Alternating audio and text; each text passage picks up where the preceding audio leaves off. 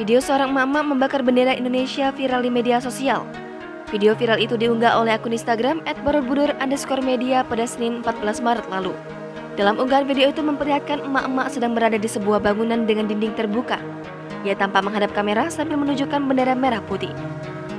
Terlihat tangan kiri emak-emak ini memegang bagian ujung atas warna bendera merah. Kemudian ia mengambil botol berisi minyak dan disiramkan ke bendera. Setelah itu ia mengambil korek api dan membakarnya. Bendera itu pun terbakar. Bendera merah putih berbahan kain itu akhirnya mulai menyusut. Lalu si emak-emak itu membakar lagi sisa bendera tersebut. Namun dalam unggahan video tersebut belum diketahui sosok emak-emak dan lokasi kejadian di mana. Hingga kini belum ada klarifikasi dari pihak-pihak terkait atas beredarnya video viral tersebut. Ini bendera Indonesia ya. Ini bendera Indonesia.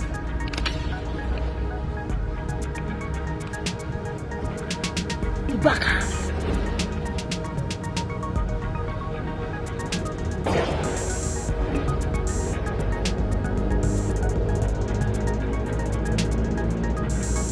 Bendera Indonesia dibakar habis.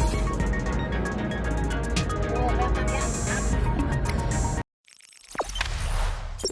Jangan lupa subscribe, share, komen, dan like ya.